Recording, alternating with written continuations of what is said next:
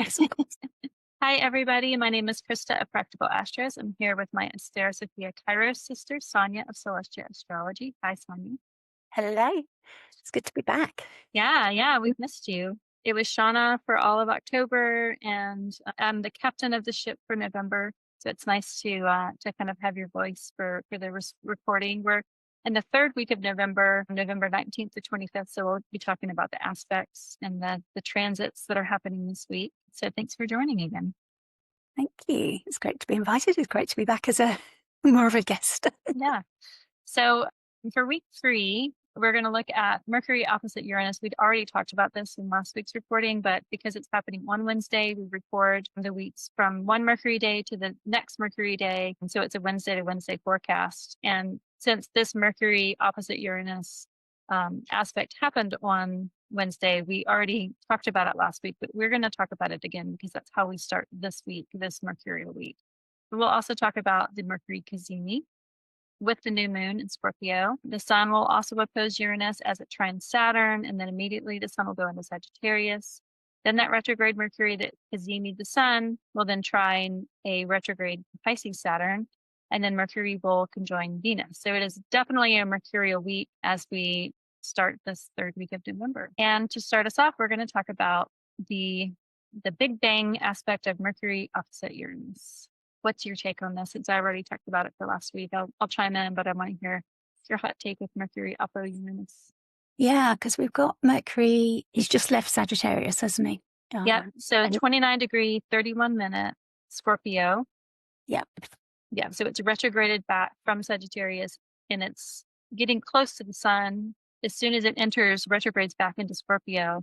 The moment it retrogrades back into Scorpio, it's going to be opposing Uranus. The direct aspect is going to happen when it hits that 29 degree, 31 minute, but it's retrograde, so it's kind of slow. Yeah. So we'll feel that as soon as Mercury goes back into Scorpio, but the exact aspect is this moment. Yeah, I mean, it feels to me like this is going to be the most challenging Mercury retrograde we've had this year, because where it started, its retrograde was in Sagittarius, and that's its place of exile. So of all the fire signs, this is the one where it has the most difficulty, and to be retrograde there, I think we're feeling it now. I mean, we're recording this on the 8th, and Uranus has literally just moved back to Taurus as we speak.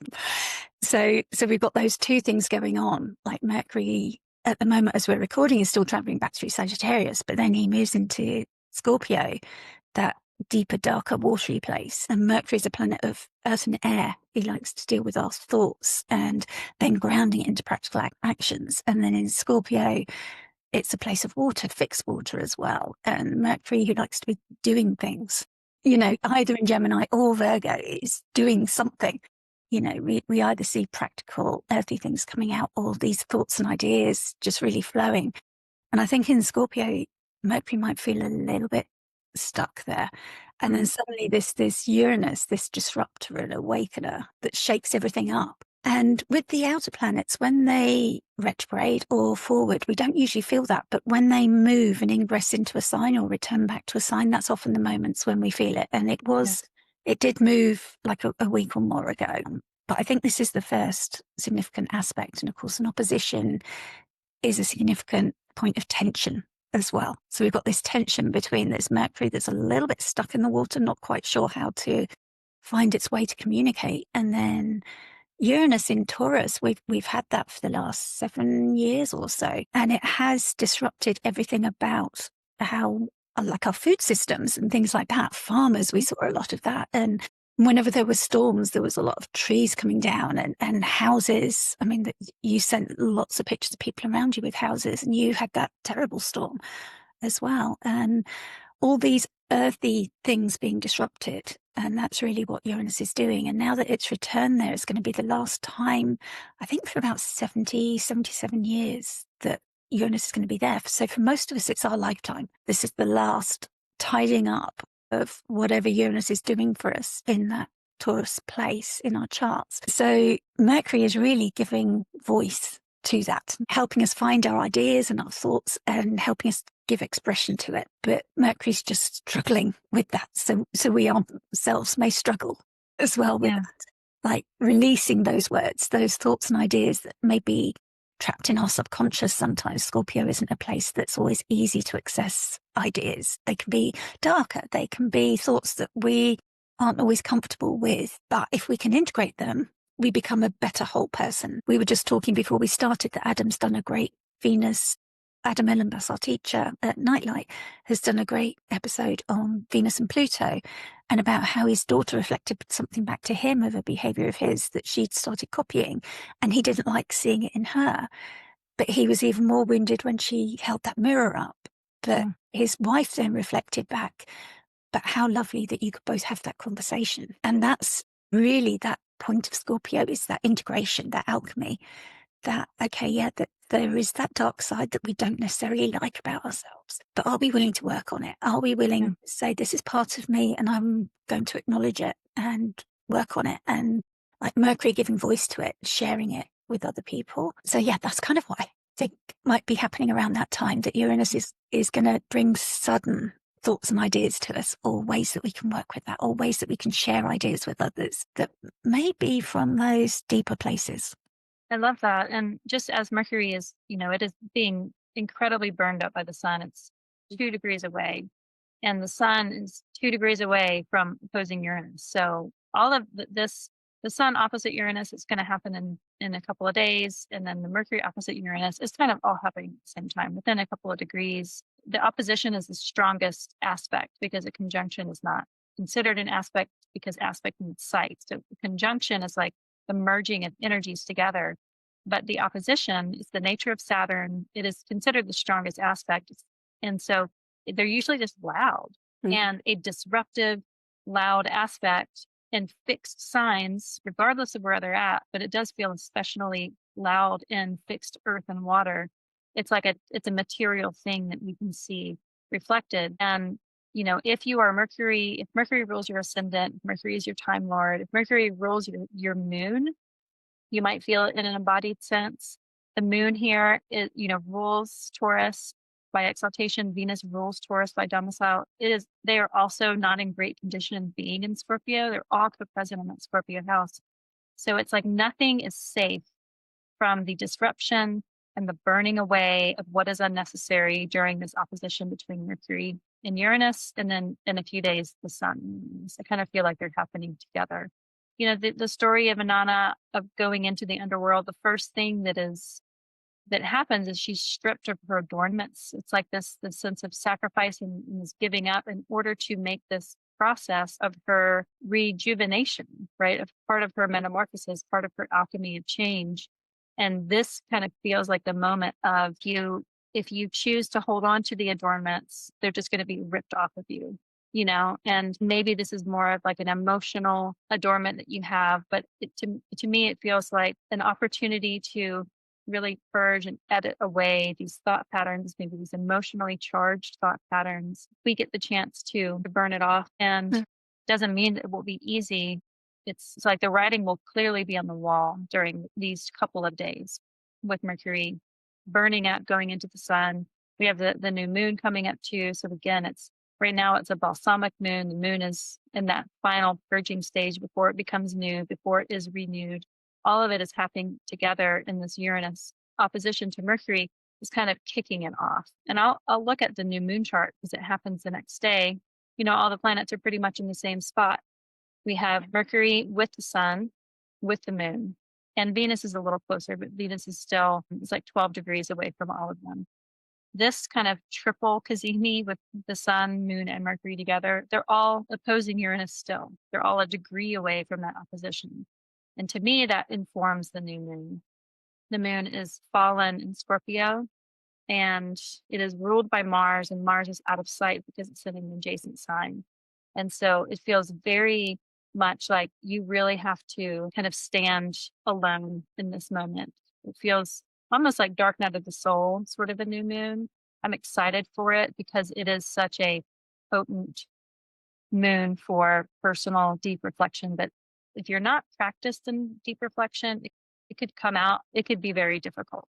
I'll just, I won't sugarcoat it. It could be a really difficult time for a lot of people. But it's like the thing with fixed signs is just you learn by process of fire. Sometimes you just get thrown into it and you just you just figure it out. Maybe not graceful, but it is, you definitely learn the lesson. And that's kind of what this moment feels like. It's like an incredibly vulnerable moment of time.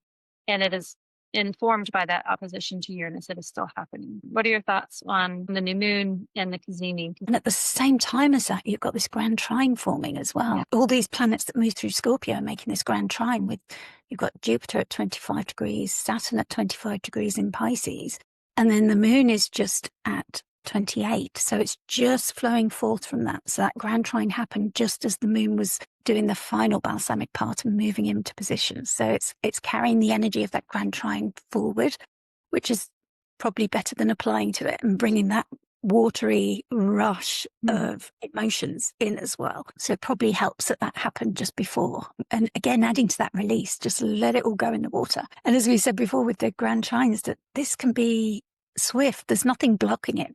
The water is just moving so easily around that triangular flow with no resistance. With a square or with an opposition, there's a block of that difficulty. But here there's a sympathy between all those water signs. They're all supporting and helping each other. So the energy is just in this, like an infinity sign, in this perpetual movement between the three until those planets move away. And they're still in that engagement with it. So they're bringing that energy of that trine into it as well, if it wasn't enough with the Uranus opposition. Yeah.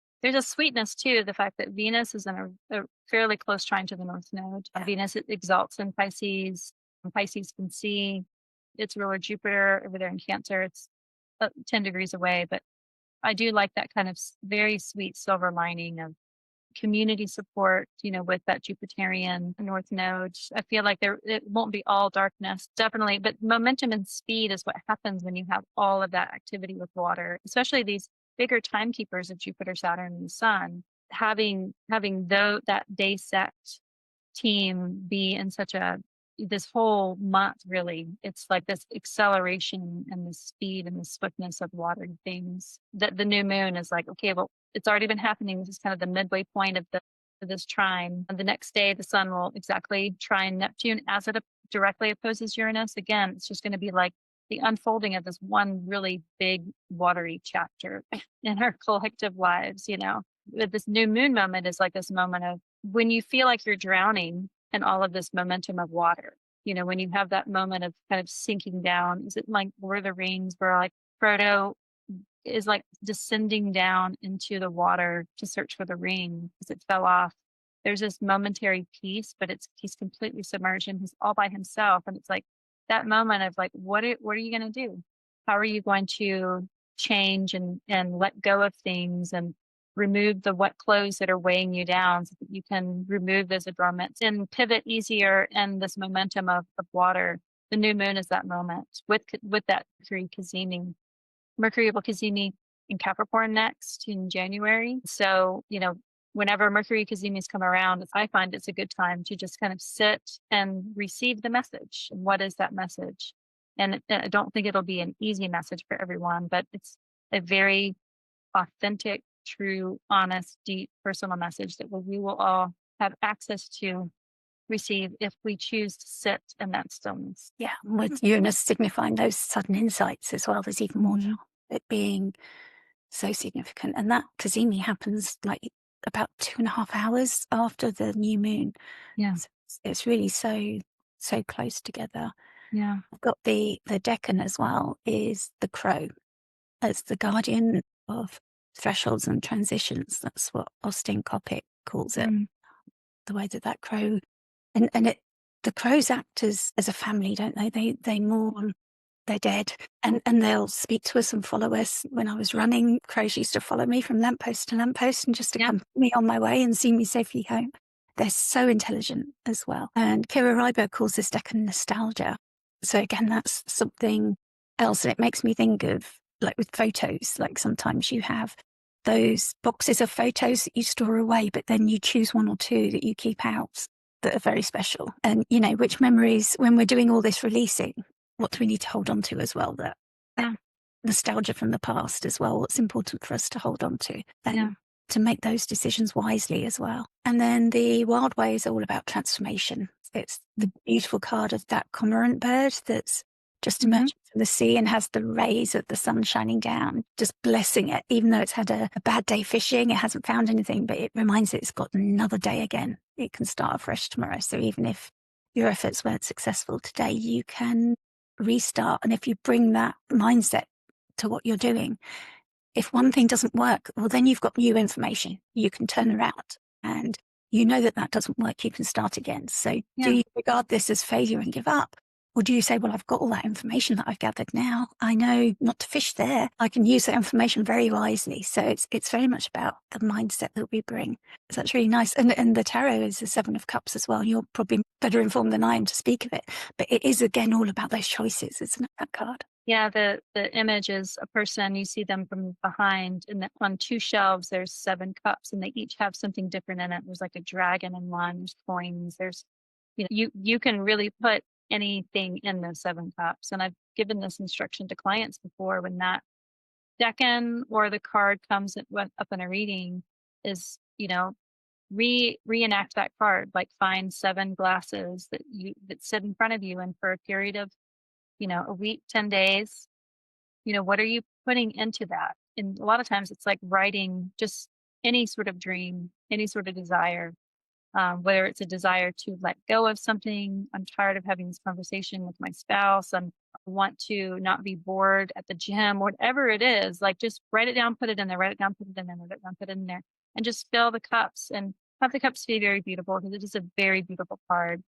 And put bigger dreams and more mundane dreams, and you just fill up these 7 chalices with what you imagine, and then you can dump them out, and you can go through them, and you can write them all down. You can only choose one and burn the rest and just see what remains. I mean, it's a practice of practicing the flow of what you're imagining the containers to hold, because we have limited bandwidth, we have limited containers, but our desires are limitless. So it's like, how do we give it a container? And that includes kind of the things that we're willing to let go of in order to make space for. And to me, that's a new moon story, especially a new moon in Scorpio, is actually practicing like real forgiveness of self or others, circumstances or choices, whatever it is, so that you can then open up that space for new things. A Scorpio moon does kind of feel like that composting, rich, loamy moment of the gardening cycle. And you have to let things just fall away and fall into their original organic material, so that new seeds can have the best experience from the nutrients to grow something completely. And that is this new moon. I'm going to open up this while the moon has changed. It'll have been into Sagittarius. It's actually conjoined Mars during the Sun opposite Uranus trine Neptune. So we've got that going on. We got a little sparky fire with the moon and Mars and Sagittarius. It's out of sight of Jupiter, which rules Sagittarius. So maybe they won't get into too much trouble there. But Sun opposite Uranus perfects here. And then within hours, the Sun will leave Scorpio and go into Sagittarius.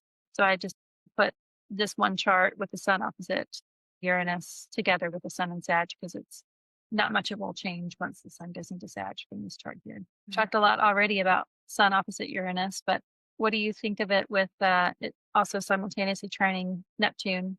I mean, within 2 minutes.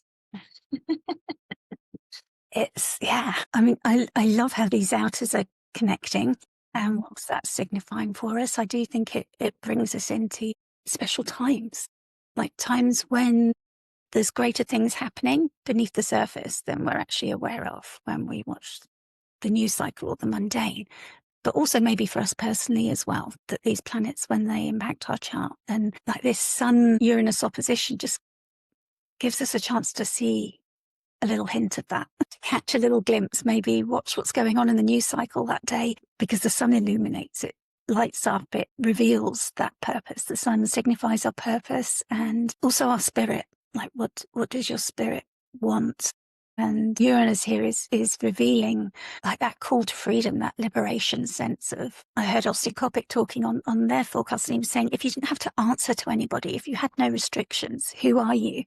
And so few of us actually really know, because we do have all these restrictions. We've grown up in society and been taught how to behave and how to have manners and everything else. But who are we? Like those books about the wild women that ran with the wolves or something. You know, who are we when all that's stripped back? And it's almost like this axis of Taurus and Scorpio. And I think of Taurus is so embodied, everything's brought down into the body and felt through the senses. It's touch and what you smell and what you feel and how you bring it all into your body. And then Scorpio is about releasing and alchemizing things, mixing it with others or with other matter or composting it, releasing it. So across this axis, it's like, oh, yeah, it's like this real chance to get a glimpse of maybe who am I? All of that going on. And then Neptune's just bringing it to this whole other level of dream significations. I mean, I love Neptune. I know a lot of astrologers see it as malefic. Maybe it is. I went to a particular Empress Atlantis did a seminar just on Neptune, and I've got problems with my ears and hearing and everything. And she did say that's actually a Neptunian signification. And when I looked at the timing of when it happened, I did have a Neptune transit that was impacting my moon at the time. And it was like, so that can kind of explain and contain it. So maybe it is, but then it's brought me other gifts that maybe if I wasn't at home when I was, that I wouldn't have had the time and the energy for the astrology studies. So it wouldn't change the line of my life. So I still don't see it as a malefic event. I kind of view all of the outers as like indifferent uncles that you're related to, that you might see them once or twice a year and they don't really care about you being kind of the younger niece running around at a Christmas party. Like their business is way too serious for you. That's how the outers feel. And you might have like the wild and crazy Uranus uncle that will just like pick you up when you don't expect it. And Pluto will just like, stare at you across the room and know your secrets without you telling him. And Neptune is like this elusive uncle that you really want to like know, like, what does he do for a living? And he just like vanishes into thin air. It's like they seem indifferent. They seem amoral. They don't seem to kind of operate like the rest of the planets do. They're still engaged though. They're still part of our celestial family trees. I don't put malefic or benefic to either of them because I think that they're outside of that. I think we can experience it in a benefic or a malefic way. If you ask someone that is into astrology or an astrologer, like, do you think Neptune's malefic or benefic? It really is just conditional on their experience of their of how they've experienced Neptune. I wanted to back up, and you had mentioned like the idea of Sun opposite Uranus is like, who were we, when you have no boundaries. And years ago, talking with my mom about faith, and she is of the Christian faith, and she can mention something about, well, if I didn't have faith, what would stop me from going around and stealing purses? And I just busted out laughing. It's like, that's what you would do? Like, if you weren't a Christian and you had no morality, like you would just steal. Like, it was very precious. Like, that's kind of the worst thing that she could imagine, is that you would go and like steal someone's purse and you can like snoop and see what they had in it or take their money or whatever. It just was like a really precious revelation of like, who she is at her core is really kind of cute. Like, it's like that's the worst. Like, that's her true self. Is like, do you secretly want to steal other people's purses? Where did that come from? But I know what you mean. It's like this is who I am without observation of anyone else. Like Schrodinger's cat, it changes form when it's observed. And I think that without being observed, like, what are we when we are not observed? To me, that is that liberation of Uranus opposite the sun. But I wonder about, sun being kind of a power source. I wonder about what is it when the sun opposes Uranus? Like, is there going to be like power struggle on this, like leading up to this day? We think of the realm of the moon and fortune as Taurus because it's exalted there. And then with Scorpio, it's kind of like information is how I look at it. All the fixed signs have this, the fixedness of it is like this control of. Taurus is like control of possessions. Like, that's my purse, that's my jacket, that's my food, whatever it is. And Leo is kind of like the control or an order of like power. Like, I'm royal, I'm a celebrity, I'm in politics, whatever it is. And Aquarius it's like a power of channeling of connections and that, like being that water bearer. But with Scorpio, it feels like information. It's the details. It's the professional snoop. It's the detective. It's what it controls the information. If you have any Scorpio placements or have friends that have Scorpio placements, they like to have the information. They're great vaults. If you if you specifically say this is off the record, they will contain and control that information. They're not loose-lipped like maybe our Sagittarian buddies are, but they do really hold information. And so I wonder about the power of information with that Sun and Scorpio opposing that Uranus and Taurus, which is to me kind of like the mundane fortune of the people. And I wonder if it's going to be that. We think of information as like air signs and Mercury, yes, but within this specific aspect, I just wonder if that day there will be some sort of tipping point of the people demanding information. And there's plenty of things that we're not happy about just globally, and with refugees and migration of people, with war and hunger and politics. Like there's plenty of stuff to choose from. It's not like a revolutionary forecast to cast out, but I wonder if this will be the final day of that tipping point where there will be kind of a demand of revelation. What that Uranus opposing that fixed Sun at the anaretic degree brought up is that anaretic degree can be just intense on its own before the planet moves into the next sign. In Uranus's case, it's just moved back into that. So it's kind of backed into this degree of crisis. But the Sun is about to leave it. And again, it'll move into Sag in a couple of hours. So that's kind of what I'm wrestling with. The trying to set Neptune, though, I'm like, how does that play into it? Is it just going to be that flow of the information? Yeah, and we shouldn't forget the Sun as well being solar figures, the possibility of solar figures being disrupted in some way, their secrets being revealed in the way that you was taking that idea further. You start thinking about things like the Epstein files and things like that.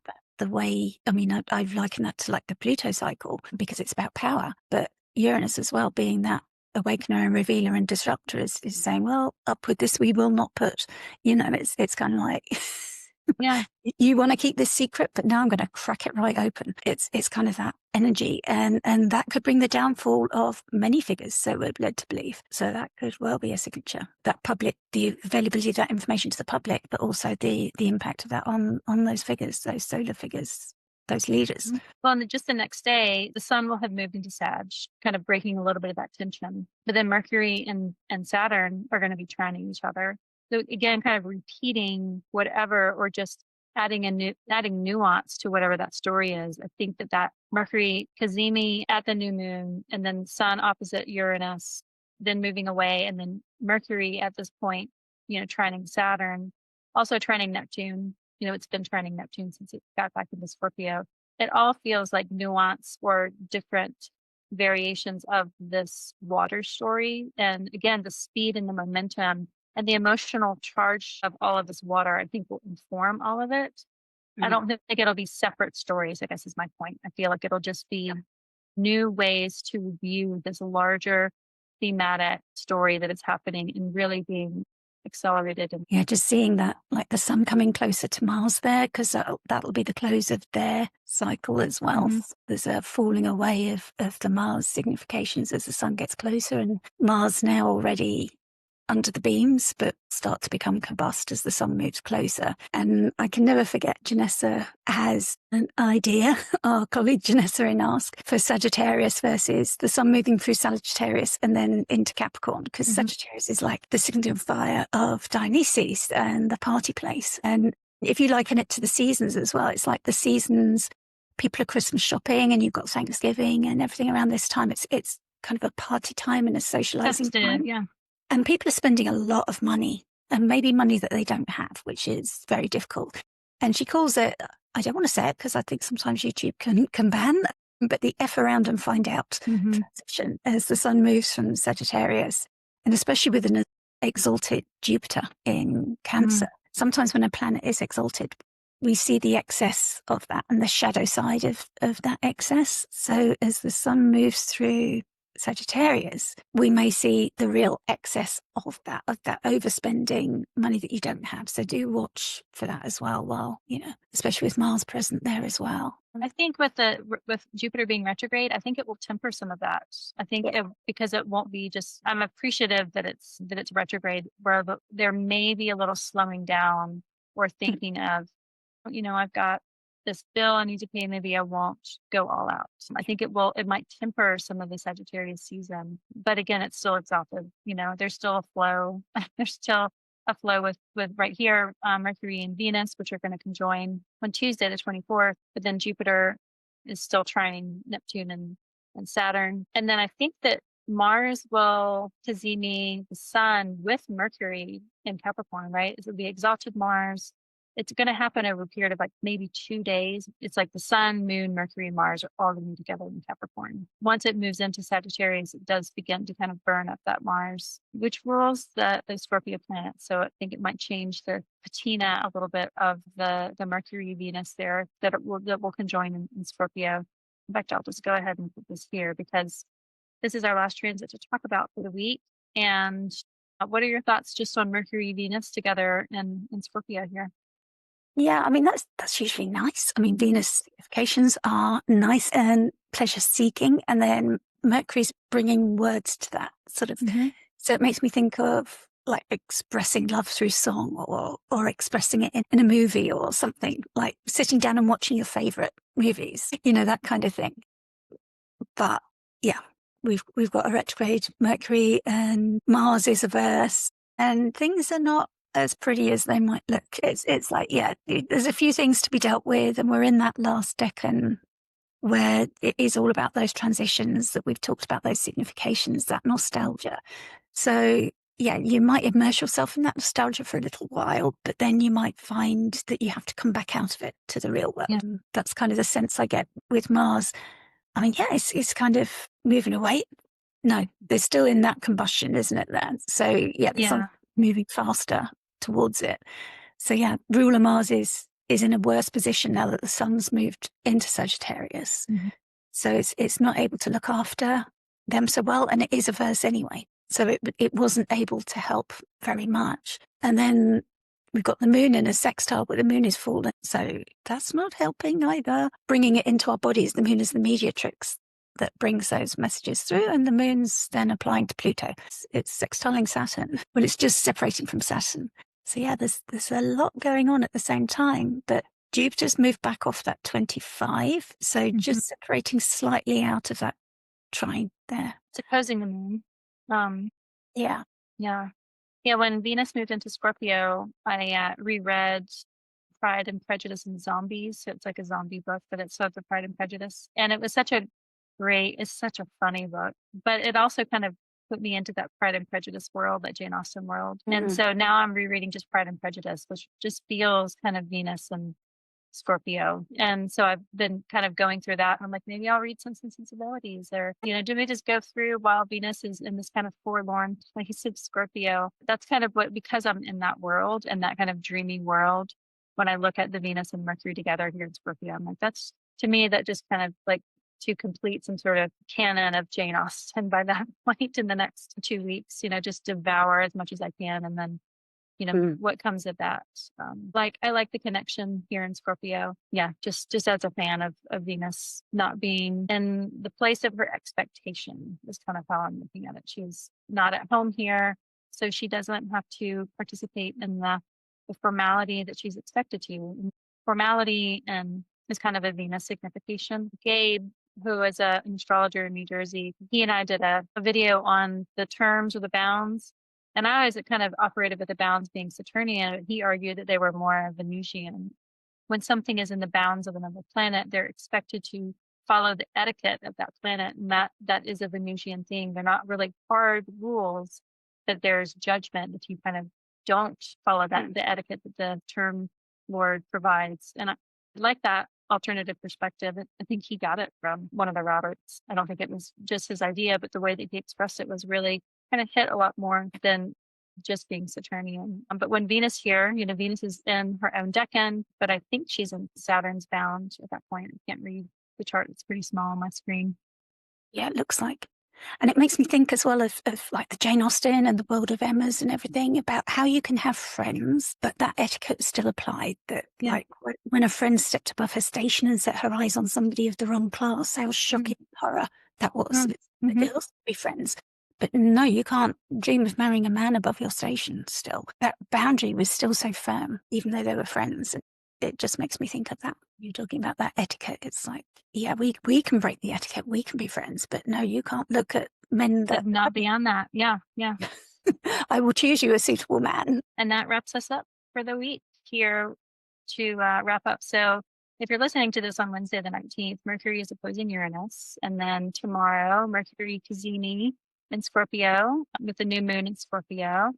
And they will still be opposing Uranus within a degree. On Friday, the sun will oppose Uranus and trine Neptune. And then the sun will move into Sagittarius. Then on Saturday, Mercury retrograde in Scorpio will trine Saturn retrograde in Pisces. And then Tuesday, Mercury will conjoin Venus in Scorpio. And that is the week. Do you have any final words for this week?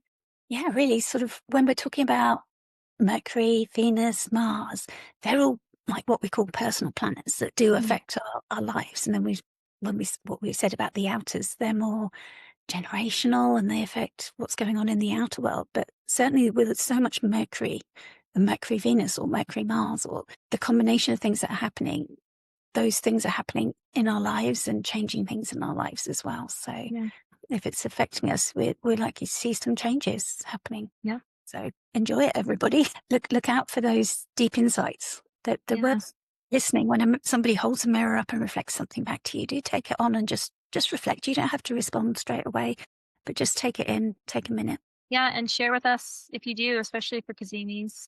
Share with us, what your Kazimi was like. Any secrets that you want to reveal of your own self. It is a Kazimi in Scorpio, so I respect the secrecy. But sometimes it's, bringing your secrets out into the daylight kind of helps you have a new perspective on them if shared with people that you feel safe with. And if you feel safe here to comment on our Substack or YouTube, then we're happy to hear what you have to share. And with that, we will close it off. Thank you, Sonia. I'll see you maybe in December. Yeah, thank you.